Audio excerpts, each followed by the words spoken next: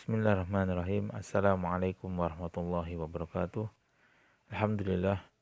Wassalatu wassalamu ala rasulillah wa ala alihi wa sahbihi wa man walah wa ba'd. Akhwati fillah, segala puji bagi Allah subhanahu wa ta'ala yang telah melimpahkan nikmat-nikmat begitu banyak, khususnya nikmat iman dan Islam, dan juga nikmat kesehatan yang alhamdulillah. Dan semoga Allah subhanahu wa ta'ala memberikan nikmat-nikmat tersebut pada kita sampai akhir hayat kelak. Akhwatillah wa ikhwani fiddin rahimullah. Insyaallah pada kesempatan kali ini kita akan melanjutkan pembahasan tentang akhlak, yang mana kita akan membahas tentang hati, di mana hati ini ikhwan fiddin wa akhwati fillah memiliki kedudukan yang sangat-sangat tinggi, kedudukan yang sangat-sangat urgen, yang mana di antara kedudukan hati sebagaimana tercantum di dalam buku yang disebutkan, lama kana al-qalbu li hadil a'dha kal malik al-mutasarrifil junud. Jadi peran hati itu bagi seluruh anggota tubuh ibarat raja atas prajuritnya, ya, ibarat raja bagi para prajuritnya. Alladzi tasduru kulluha an amrihi, yang mana semua bekerja berdasarkan perintahnya. Wa ista'miluha fi ma syaa, semua tunduk kepadanya, ya, sesuai dengan keinginan hati tersebut. Wa kulluha tahta ubudiyatihi wa qahrihi. Ya, jadi ya, semuanya akan tunduk pada hati tersebut. Wa taqtasibu minhul istiqomatu wa zaihu. Ya, dikarenakan hati terjadi adanya keistiqomahan dan penyelewengan. Jadi di sini menunjukkan bahwasanya hati memiliki kedudukan yang sangat-sangat tinggi, menentukan baik buruknya anggota tubuh yang lain.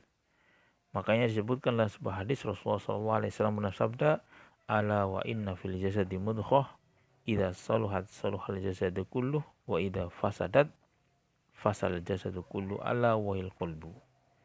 Ketahuilah dalam anggota tubuh itu ada segumpal daging.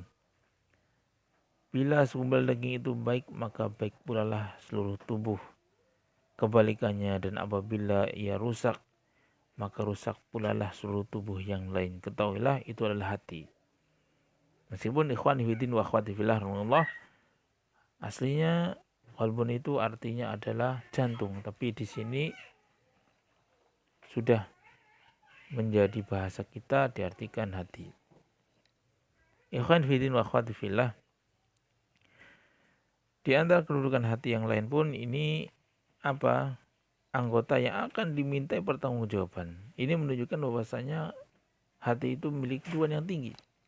Sebagaimana Allah Subhanahu wa ta'ala berfirman, inna sam'a wal basara wal fuada kullu ulaika kana an mas'ula.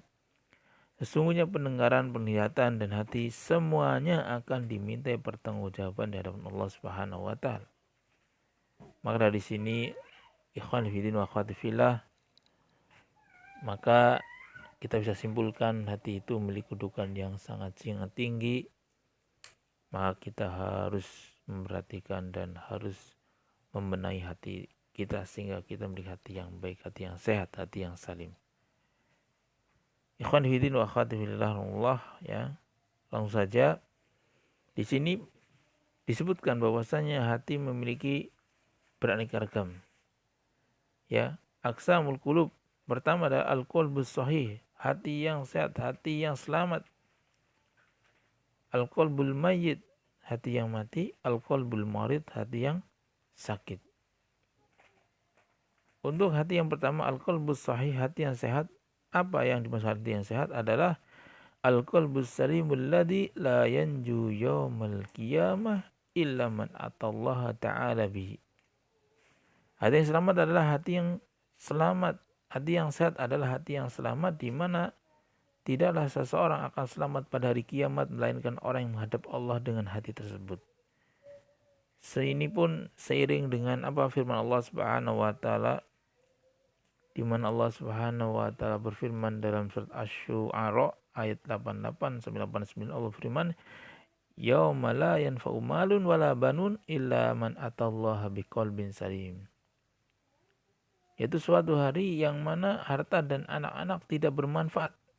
Coba bayangkan, harta kita yang banyak misalkan, anak-anak kita yang banyak, itu tidak bermanfaat.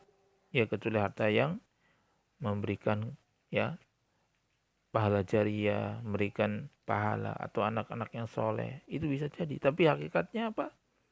Kalau hal itu tidak terjadi, maka harta dan anak tidak akan bermanfaat kecuali orang yang datang kepada Allah dengan hati yang selamat. Ini ikhwan fiddin wa akhwati fillah. Kemudian ada pengertian yang lain, bahwasanya hati yang sehat atau al-qalbus sahih adalah innahu al-qalbul ladzi salima min kulli syahwatin tukhalifu amrallahi wa nahyahu wa min kulli syubhatin tu'aridu khabarahu. Yang dimaksud dengan hati yang sehat yang kedua adalah hati yang selamat dari semua syahwat.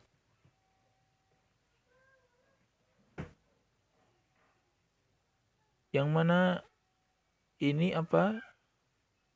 Bertentangan dengan perintah Allah dan dari setiap syubhat. Jadi sekali lagi sebagaimana kita ketahui bahwasanya apa? Yang namanya syahwat itu akan menyelisih perintah Allah dan menyelisih larangan Allah. Jadi kalau ada perintah ditinggalkan, kalau ada larangan dilakukan. Dan juga selamat dari semua syubhat yang menyelisihi atau bertentangan dengan kabar dari Allah dan Rasulnya. Jadi ketika kita memiliki hati yang selamat, kita akan tunduk kepada Allah dan Rasulnya. Ketika kita memiliki hati yang sehat, kita tidak akan mengikuti nafsu syahwat kita. Walaupun sekali lagi kita tidak bisa menghilangkan nafsu syahwat, tapi tetap kita harus mengendalikan, tidak mengedepankan syahwat tersebut atas hal-hal yang lainnya. Sekarang kita masuk kepada tanda hati yang sehat. Di antara tanda hati yang sehat pertama adalah hati yang tidak pernah beribadah kepada selain Allah dan tidak pernah berhukum dengan kepada selain hukum Rasulullah. Jadi hati ini selalu beribadah kepada Allah, tidak pernah menyekutukan Allah, dan hati ini selalu berhukum dengan hukum Rasulullah SAW, tidak pernah berhukum dengan selain hukum Rasulullah SAW. Karena Allah Subhanahu Wa Taala dan Rasulullah SAW akan memberikan hidayah kepada hati tersebut. Rasulullah SAW akan selalu ajaran-ajaran Rasulullah SAW akan diperhatikan oleh hati-hati ini.